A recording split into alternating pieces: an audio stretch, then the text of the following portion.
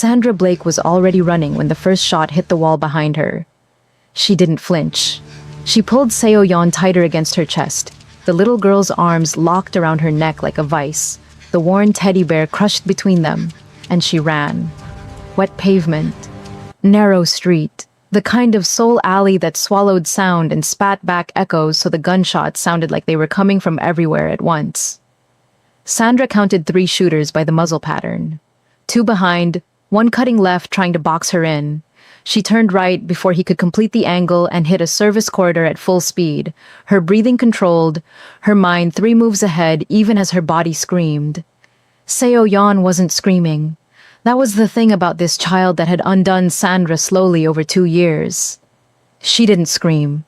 She pressed her face into Sandra's neck and whispered the way she always whispered when the world got too loud, her small voice barely audible over the gunfire and the slap of Sandra's shoes on wet concrete.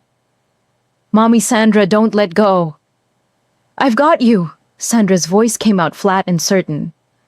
"I've got you, baby. Close your eyes." "They're already closed." "Good girl, keep them closed." Sandra hit a corner and flattened against the wall, listening. The shooters had slowed. They were being careful now, which meant they wanted the child alive and weren't sure enough of their angles to risk a moving shot. That gave her, maybe, 90 seconds before they tightened the net. She looked at the corridor. 1 exit ahead, a second street, better lit, more exposure. Terrible option. She looked left. A metal door, padlocked from the outside. A hinge is old enough to be weak. She looked at the ground. A drainage channel running along the wall toward a service alcove set 3 meters back. She moved to the alcove, pressed herself and Seo Yeon into the shadow, and for the first time in 4 minutes allowed herself to stop. She checked the child first. Hands moving fast and quiet across Seo Yeon's arms, her back, her head. No blood, no injury. The little girl's heart was hammering against Sandra's chest, but her breathing was steady. 5 years old and steadier under fire than most adults Sandra had worked with in 8 years of crisis response. Yuna had raised something remarkable before she died. Sandra pushed that thought down hard. There was no room for it right now. She looked at Seo Yeon's wrist. The bracelet caught the light. Silver chain, small enough to look decorative. The kind of thing a fashionable Korean mother puts on her daughter before school. Sandra had stared at it from a distance for 2 years, without ever touching it, because touching it meant surfacing, and surfacing meant breaking the arrangement. She had been hired to be a shadow, not a person, not a mother, a shadow. Yuna had been very specific about that. She had also not written instructions for tonight. Sandra unclipped the bracelet with 2 fingers and turned it over. 1 engraved number on the inner face of the clasp. 11 digits. International format. She had memorized it 6 months ago without meaning to, because she memorized everything about this child without meaning to. And she had hoped every single day since that she would never need to dial it. She dialed it now. 2 rings. Then a voice answered that sounded like a door made of iron. Low, precise, stripped of everything unnecessary. The voice of a man who had learned long ago that words cost something and intended to spend them carefully. "Yobaseo," Sandra said in English. "Your daughter is safe. She's with me. I need you to come get her, and when you do, you and I need to have a very long conversation." Silence, not confusion. The silence of a man deciding what kind of threat he was dealing with. "Who are you?" Not a question. "I'm the woman your wife hired to keep your daughter alive." Sandra heard boots in the corridor outside. She pressed further into the shadow and pulled Seo Yeon's head down. "Looks like tonight I earned my pay." Another silence, shorter. "Location." She read him the 4-digit code engraved beside the clasp number on the bracelet. A location code. Yuna had thought of everything. The way Yuna thought of everything. The way Yuna had apparently been thinking of everything while she was dying, and her husband believed she was simply getting sicker.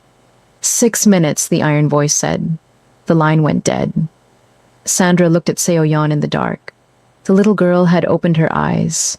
They were her mother's eyes. Deep set.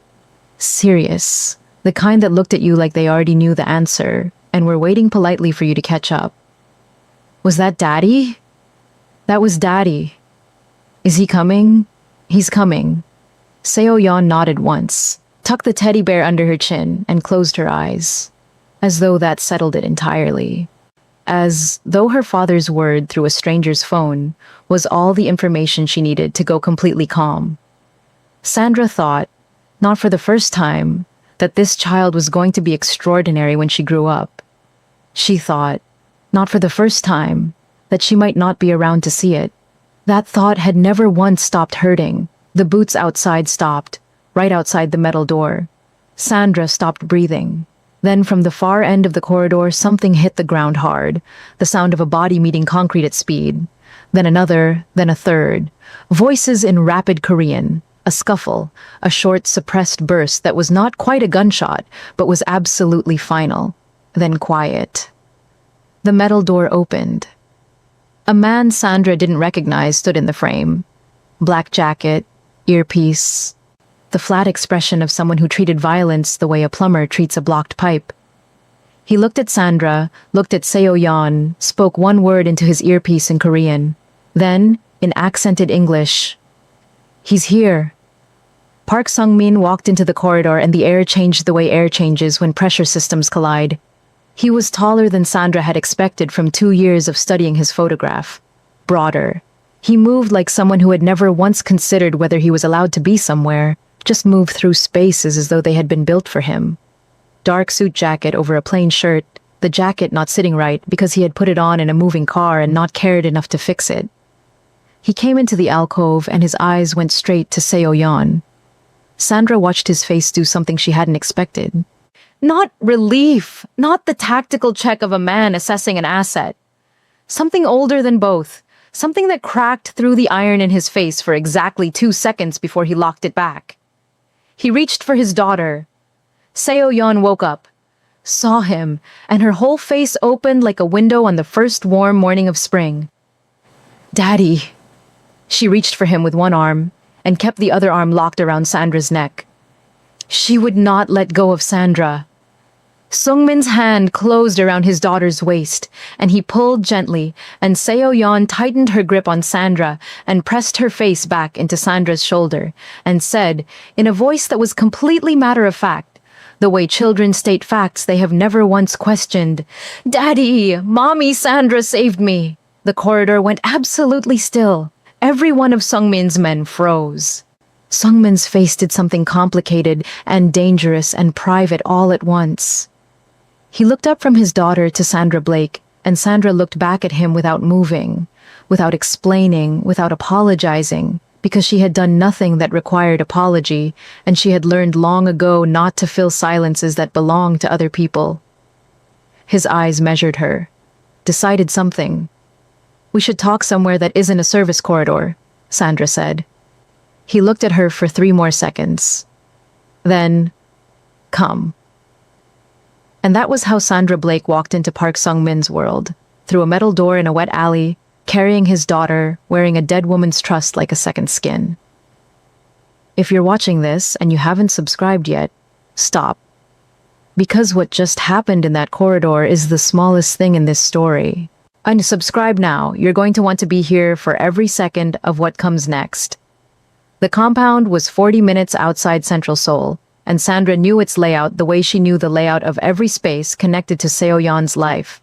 From the outside, from photographs, from the one time Yoona had described it in careful detail during their 3rd meeting, 6 months before Yoona became too weak to meet in person.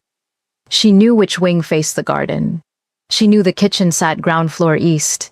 She knew Seo-yeon's bedroom window faced south and caught afternoon light. She did not know it would feel like this to walk through it. Like walking through a map she had drawn in her head and discovering the map was real. Seo-yeon had fallen asleep in the car with her head in Sandra's lap, and one hand fisted in Sungmin's jacket sleeve across the seat, her small body making a bridge between them. Sungmin had sat in the front for the first 10 minutes, and then moved to the back without explanation. Sandra hadn't commented. He sat on the other side of his daughter and looked out the window, and she could see in the glass reflection that he was not looking at the city. He was looking at Seo-yeon's sleeping face. Sandra recognized that look. She had worn it herself every single day for 2 years, from park benches and coffee shop windows. When they reached the compound and Seo-yeon was carried inside still clutching her bear, Sungmin stood in the main hallway and looked at Sandra with the same measuring expression from the corridor. "You, the room at the end of the left wing. She won't sleep without a specific protocol." "I know the protocol," Sandra said. Something moved in his face. "Of course you do." Sandra went to put Seo-yeon to bed. The little girl stirred when she was set down, reached up and caught Sandra's hand and said with her eyes still closed, "The yellow song." Sandra sat on the edge of the bed and sang it. A Nigerian lullaby she had learned from a YouTube video 2 years ago because Yuna had asked her to learn it during their second meeting, sliding a handwritten note across a coffee shop table with the title and the words transliterated into phonetic English, saying quietly, "I want her to have music from more than one world. I think it will matter later."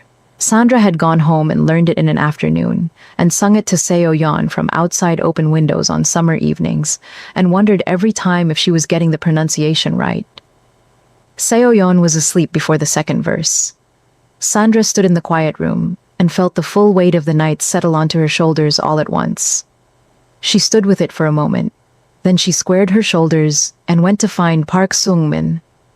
He was in his study, 2 glasses of something amber already poured. He didn't look surprised when she walked in. He gestured at the chair across the desk. Sandra sat. She put everything on the table. Not metaphorically. She opened the bag she had grabbed from its hiding place 3 weeks ago against exactly this kind of emergency, because Sandra Blake prepared for emergencies the way other people prepared for winter. And she laid out a sealed envelope in Yuna's handwriting. A contract.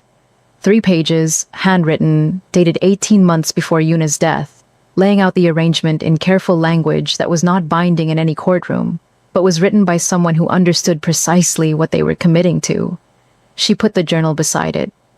340 pages. Every day for 2 years. Seo-yeon's days recorded in Sandra's handwriting. What she ate for lunch, what she said at the park, the name of the friend she argued with in class and made up with by afternoon, every tooth lost, every nightmare. No, every morning she stood at the bakery window and pointed at the almond croissants and said with absolute seriousness that she intended to eat 12 of them when she was a grown-up.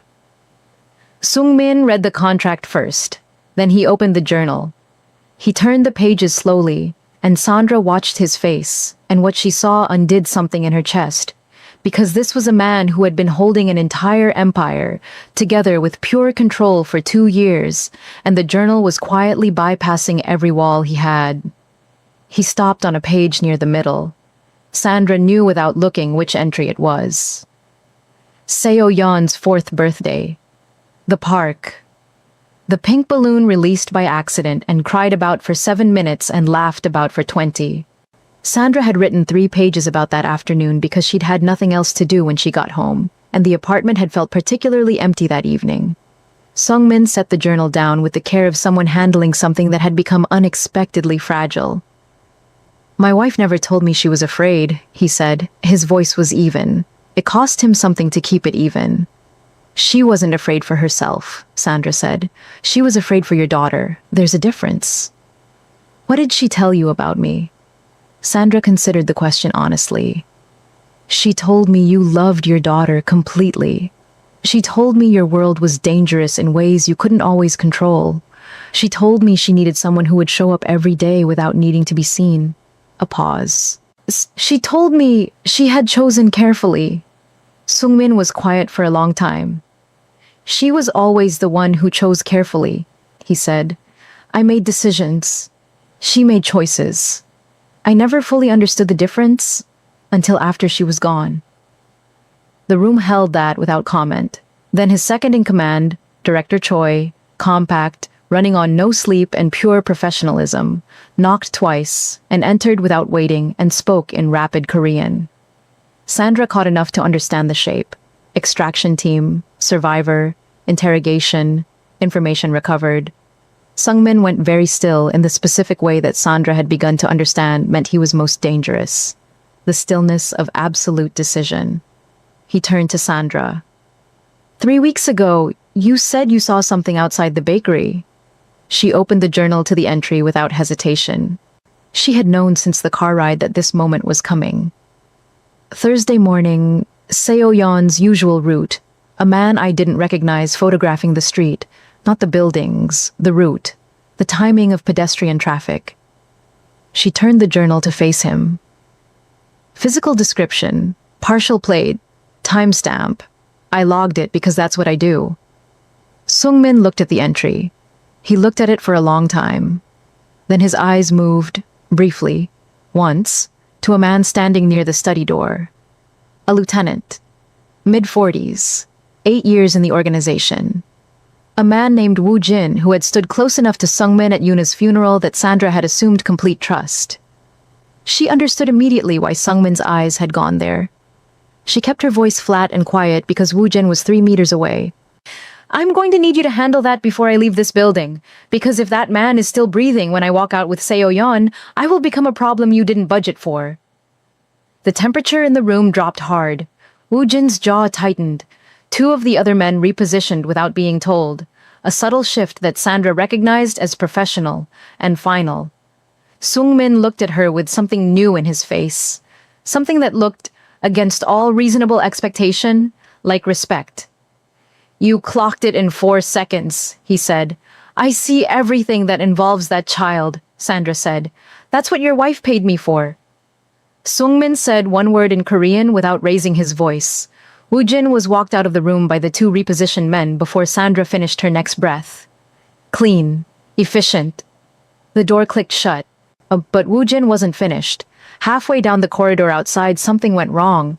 Sandra heard it. A grunt. A crash. The sound of a struggle breaking out fast and hard. Then a gunshot. Not suppressed. Raw and loud inside the building, close enough to make Seo-yeon stir 2 rooms away. Sungmin was through the study door before Sandra cleared her chair. The corridor was a wreck. One of the 2 escort men was down against the wall holding his side. Woo Jin had a gun, pulled from somewhere on his body that the initial search had missed, and he had it pressed under the chin of the second escort man, backing toward the far exit. His eyes wild with the specific desperation of a man who knows exactly what is waiting for him and has decided to spend everything he has left. His eyes found Sungmin, and something in them burned. You never deserved her, Woo Jin said in Korean, and Sandra understood every word of it. You never deserved any of it. The organization, the respect, her. His voice cracked on the last word in a way that told Sandra the whole story in a single syllable.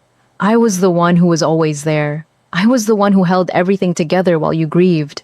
You were the one who sold my daughter, Sungmin said. Quiet. Absolute. The voice of a man who has already decided how this ends and is simply observing the last seconds of a thing that is already finished. Woo Jin's gun hand shook. I needed them to pressure you, to make you step back from the expansion. I never wanted the child hurt. But you didn't stop them either, Sandra said from behind Sungmin. Woo Jin looked at her, the black American woman standing in the corridor of a Korean Mafia compound in the middle of the night, and his expression went somewhere between fury and shame. This is none of your business, he spat. You sent men with guns after a 5-year-old girl I've been protecting for 2 years, Sandra said. It became my business the second you made that call. It was the distraction. Just enough. Sungmin moved. Not fast, not dramatic. Just decisively. The way a man moves when he has committed completely. And the sound that followed was brief, and the corridor went still again, and Woo Jin was on the floor, and the gun was in Sungmin's hand, and it was over. Sungmin crouched over Woo Jin. He looked at the man for a long moment. 8 years, Yuna's funeral, the handshakes, the trust. His jaw worked once, and then he straightened and handed the gun to Director Choi, who had appeared from somewhere, and said 3 words in Korean, and walked back into the study. Sandra looked at the man on the floor. Then she went to check the injured escort, assessed the wound as non-critical, told Director Choi to get him medical attention immediately, and walked back into the study. Sungmin was standing at the window, his back to the room, his hands at his sides. 8 years, he said. Sandra said nothing. He was At my wedding, Sungmin said. He carried Seo-yeon at her first birthday. A pause that contained the full weight of that. And he sold her location to the people who killed her mother. The silence that followed was not comfortable. It was the silence of a truth that had just finished arriving and was making itself at home in a space it would occupy permanently. That's the kind of man who's most dangerous, Sandra said finally. Not the one who hates you. The one who loves what you have and decided it should have been his. Sungmin turned from the window. He looked at her across the desk, and something in his face had rearranged itself permanently from whatever it had been when she first walked into this room. He picked up the journal. He set it back down. Blake, he said. Sandra Blake. She hadn't been expecting her name said like that, like a key entering a lock. That's what I said, she answered carefully. Your father... He let the pause sit. Marcus Blake, Protection Logistics, Atlanta, 12 years ago. He moved through a pipeline connected to my organization before I shut it down. His voice had changed. The iron was still there, but something heavier was running underneath it. He was killed in a warehouse dispute my men were assigned to prevent. We failed. Sandra's hands were flat on the desk. She kept them flat deliberately. I knew his name for 6 years before I acted, Sungmin said. I sent money to his family, anonymously. I knew it was not enough. I have always known. You sent my mother $40,000 in a brown envelope when I was 19 years old, Sandra said. Her voice didn't shake. It cost her everything, but it didn't shake. No name, no explanation. She almost didn't cash it. It was not a mistake. I know that now. She looked at him steadily. I built my entire career in child protection because I needed to believe I could stop the next family from losing someone the way we lost my father. 8 years of other people's emergencies, so mine felt like it meant something. A breath that cost her. And then a Korean woman I had never met walked into my organization with a file and a handwritten note and said she needed someone who understood what it meant to lose someone to a world they couldn't control. Sandra paused. Yuna found me specifically, out of everyone in this city. Sungmin was very still. She never told you why. She said she'd chosen carefully. A silence that stretched long enough to contain several things that would never be said between them. Then, Yuna always knew things I didn't. That was the only thing that ever frightened me about her. She sounds like she was extraordinary, Sandra said. She was the best thing I ever failed to deserve, Sungmin said simply, and said it exactly once, the way certain truths only survive being said once. This is the middle of the story and you're still here. That means you already know this channel is different. Subscribe right now, like this video, and drop in the comments. Does a man like Park Sungmin deserve what comes next? Or has he forfeited every right to it? Because the comment section on this one is about to be a battlefield, and I'm ready for every opinion. Seo-yeon came out of her room at 2 a.m. with the bear under her arm and bare feet on the cold floor. She padded into the study like she had been doing it her whole life and climbed into Sandra's lap, and the room full of men rearranged itself silently around a 5-year-old who had decided the conversation could continue around her. Sungmin looked at his daughter settled in Sandra's lap, the specific gravity of a child who had found her exact right place and knew it. The bear was tucked under Seo-yeon's chin the way it always was. Then Seo-yeon squeezed the bear the way she always squeezed it when she was scared. The sound that came out of it was not a toy sound. It was a voice. The recording was compressed and faintly distorted, but it was Yuna's voice. Absolutely, unmistakably Yuna's voice. And the way it filled the room was the way a person fills a room when they walk into it. Displacing air, creating presence, making everyone aware of a weight that had not been there a moment before. Every person in the room went completely still. Director Choi stood with his hand halfway raised and did not complete the movement. The staff near the door became a statue. Sandra stopped breathing. Seo-yeon stirred but did not wake. The bear loose in her small hands, delivering her mother's voice into the room like it was the most ordinary thing in the world. Sungmin's face went somewhere private and irretrievable. Yuna spoke with the calm of someone who had chosen every word long before recording it. She spoke in Korean first, and Sandra caught perhaps a third, enough to understand it was for Seo-yeon, words that only get said once because you need them to last a lifetime, enough to understand that Yuna said Sandra's name, that she told her daughter the woman holding her had been chosen with full intention, that loving her was not a betrayal of anything. Then Yuna switched to English. Sandra understood later that this was deliberate, that Yuna had known Sung-min would be in the room when this played, that she had switched languages to make certain nothing was lost between him and the woman she had entrusted with their daughter. Sung-min, Yuna said through the small speaker, and his name and her voice made the air vibrate in a way that had nothing to do with acoustics. I need you to listen to me now. I need you to listen the way you listened when we were young, before you became who you became and forgot how to hear things that frightened you. No one moved. I was not ill. Her voice was the steadiest thing in the room. I need you to hear that first because everything else follows from it. I was not ill. I was poisoned. Slowly, over months, carefully enough that the doctors called it a disease, and I let them because I needed time to finish what I was doing before I was gone. I have been gathering evidence for 8 months. Documents, recordings, financial trails. The people who killed me are inside your organization. They have been there for years, and you have trusted them because I sat across from them at your table, and I smiled and never told you what I saw. And I am sorry for that, Sung-min. I tried to solve it alone. I thought I was protecting you. I was wrong. Sung-min had not moved. He sat with the absolute stillness of a man whose body had made the decision to simply receive whatever came next, regardless of the damage. The evidence is in a safety deposit box. There is a key number engraved on the back of my wedding ring. I left the ring in your desk drawer the morning I died because I knew you would keep it, and I knew you would find this eventually. The bank is on the corner of Yunpyeong and Yongno. Box number 7. Everything you need to know about who did this, and why, and what they are planning next is in that box. A pause containing a full breath, a full reckoning. Trust the woman, Sandra. Trust her completely. She has been loving our daughter faithfully in the shadows, and she deserves to step out of them now. That is not your decision. It is hers. But you can tell her that I asked. Then Yuna said his name again. Just his name. The way you say a name when it is the last word that matters. The way you say a name when you are trying to put everything you cannot fit into any other word into the 4 syllables of it. Sung-min. The recording ended.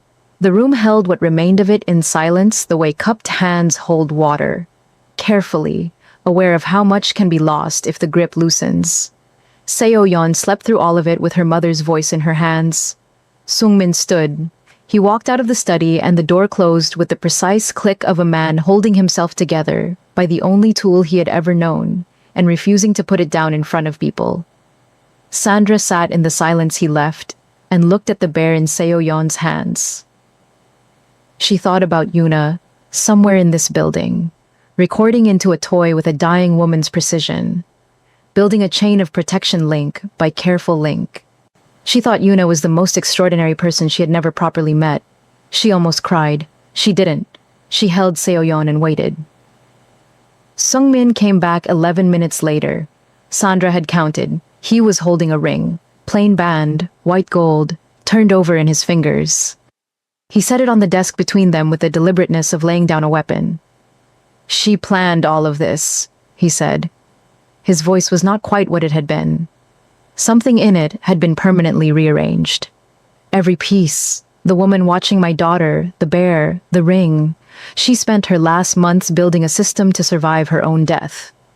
She loved Seo-yeon more than she feared dying, Sandra said. She needed someone who would show up every day without needing credit for it. She needed evidence kept outside your world so it couldn't be touched. She needed a chain of trust the people who killed her couldn't break, because they didn't know it existed. A pause. She built it. It held. Sung-min looked at the ring. When I open that box tomorrow and read those files, I will know names I have known for years. Men who came to her funeral. Men who held my daughter while they were already planning the next move. His voice was controlled in the way of something containing enormous pressure. I have been drinking with the people who killed my wife for 2 years. Yes, and trusting them, and shaking their hands. Yes. He looked up. Wu Jin was not the top of it. He was a link. I know. There will be more names in that box. There will be, Sandra said. He looked at her with the full attention of a man who had just recalibrated everything he understood about the last 2 years. I want you with me tomorrow, when I go to the bank. Sandra raised an eyebrow. Why? Because Yuna trusted you with everything that mattered to her. Whatever is in that box is going to end several people who have been breathing too long, and I want a witness I trust completely. A pause carrying more than it showed. She asked me to tell you something. That she asked. Sandra understood what he was referencing. She sat with it. She asked, Sandra said. Yes. Then I'll be there. No handshake, no ceremony. An agreement made between two people in the wreckage of a dead woman's carefully constructed plan did not require either. Seo Yan shifted in Sandra's lap and murmured something into the bear. Neither of them moved to put her down. You have made it this far. The chase, the corridor, the compound, the betrayal, the bear. You know you're not leaving. Subscribe to this channel, like this video, and tell me in the comments. Did Park Sung-min earn the right to what comes next? Or did he lose it the moment he chose an empire over truly knowing his wife? I want every opinion. I will read every single one. Morning came with the particular light that follows a night that has rearranged everything. Pale and clean and completely indifferent to the scale of what had happened under its absence. Sandra was in the kitchen when Seo Yan found her. Making tea the way she made it every morning. Kettle, exact temperature, 2 minutes steep, and no sugar. Muscle memory from 2 years of early mornings in her apartment, watching Seo Yan's building from her kitchen window. She had used Sungmin's kettle and his cups without asking, and only realized after the water boiled that this was the first time she had ever been inside a space that belonged to this family, rather than outside it looking in. It felt different than she had expected. It felt, in a way she wasn't prepared to examine closely yet, like something that fit. Seo Yan came in with the bear under one arm and her hair in the magnificent chaos that only 5-year-old hair achieves overnight. She climbed onto the kitchen stool with the ease of someone who had decided the kitchen was hers and looked at Sandra. Are you going to live here now, Mommy Sandra? Sandra set a cup down carefully. That's a big question for this early in the morning. Daddy said I could ask you. Sandra turned around. Park Sung-min was in the kitchen doorway in yesterday's trousers and a plain shirt, jacket over one arm, looking like a man who had not slept, but had used every one of the hours productively instead. He met Sandra's eyes, and did not look away. He had told his daughter she could ask the question. That was his position clearly stated. Everything else was Sandra's to answer in her own time. Sandra looked at Seo Yan, who was watching her with her mother's patient eyes, prepared to wait out any amount of adult deliberation for the answer she had already decided was correct. Let me drink my tea first, Sandra said. Seo Yan considered this with great seriousness. Okay, but then yes? Seo Yan, Sung-min said from the doorway without heat. I'm just asking, Seo Yan said, with the serene certainty of a child who understood that the adults were already moving in the direction she wanted and simply needed time to arrive. An hour later, they were in the back of a car headed for Central Seoul. Seo Yan was at the compound with trusted staff, the bear in her arms, eating breakfast with the focused gravity of someone fueling up for an important day. She had made Sandra promise to come back for lunch. Sandra had promised. Sung-min had watched Sandra make the promise, and something in his face had settled into a new arrangement. The bank was quiet at this hour. Sung-min moved through it the way he moved through every space, like it had been built for him and was only waiting to acknowledge it. Sandra walked beside him and was aware of every look they drew. A Korean Mafia boss and a Black American woman in a Seoul bank at 9 in the morning. And she held the looks without returning them because she was focused entirely on what was in that box. They brought it to a private room. Sung-min used the key number from the ring. The box opened. Yuna had been thorough in the way she was thorough about everything. Documents in clear plastic sleeves organized by date. 2 small recording drives labeled in her precise handwriting. A letter at the top addressed to Sungmin in a sealed envelope that Sandra looked at once and did not look at again because it was not hers. Sungmin picked up the letter first. He read it standing. Sandra moved to the window and gave him her back, gave him the only privacy available in a small room. She heard the paper. She heard his breathing change once, and then regulate. She heard the silence of a man reading the thing he most needed, and that cost him most to receive simultaneously. After a while, he said quietly, "Thank you." Sandra turned. He was holding the letter. His face was the face of someone broken open who had decided in the same moment to stay open rather than close again. It was a significant thing to witness. She did not look away from it. They went through the files together. 4 names. 3 Sandra recognized from Yuna's original briefing. Men who had orbited Sungmin's inner circle for years, who had stood at the funeral and looked him in the eye and shaken his hand. The 4th name made Sungmin sit down. Just briefly. Just for one moment. Then he stood again. Sandra didn't ask about the 4th name. She looked at his face and understood it was someone he had believed in completely, and that understanding the deception was a specific kind of damage that would require its own separate time to process. "I have everything I need," he said. "Yes. This ends in 72 hours. "I know." He looked at her. "After it ends, the immediate danger to Seoyeon ends with it." A pause. "I want you to know that what comes after, whatever you decide about the question Seoyeon asked this morning, it has nothing to do with safety or usefulness. You are not being kept close because you are convenient." He said the next words with the deliberateness of a man who has thought precisely about how to say something and is saying it now because he has earned the right. "My wife chose you. My daughter chose you. I am not asking you to be chosen again. I am asking whether you want to stay." Sandra looked at him for a long moment. She thought about 2 years of park benches and coffee shop windows. 2 years of being the shadow of a family she had helplessly, completely fallen into loving from the outside. She thought about Yuna's voice from a teddy bear at 2 in the morning saying she had permission to step out of the shadows now. She thought about her father, a brown envelope, $40,000, a mother who almost didn't cash it. 8 years of other people's emergencies because spending grief on yourself felt like surrender. She thought about the narrowness of the doors that had led her here. A file, a note, a bracelet number, a bear that spoke in a dead woman's voice. All of it leading to this room. This man. That child eating breakfast 2 miles away and waiting for a promise to be kept. "I want to stay," Sandra said. Not a declaration, not a conclusion, a door opening. Both of them knew it, and both of them were wise enough and damaged enough to understand that what mattered was not what the door led to, but the act of choosing to open it. Sungmin nodded once, picked up the evidence files, walked to the door of the private room and held it open. They went back. They went back to the compound, to Seoyeon waiting at the front door with a bear and yesterday's question still ready in her eyes. The lunch happened. The afternoon happened. Sungmin made 3 calls from his study that Sandra did not need to hear.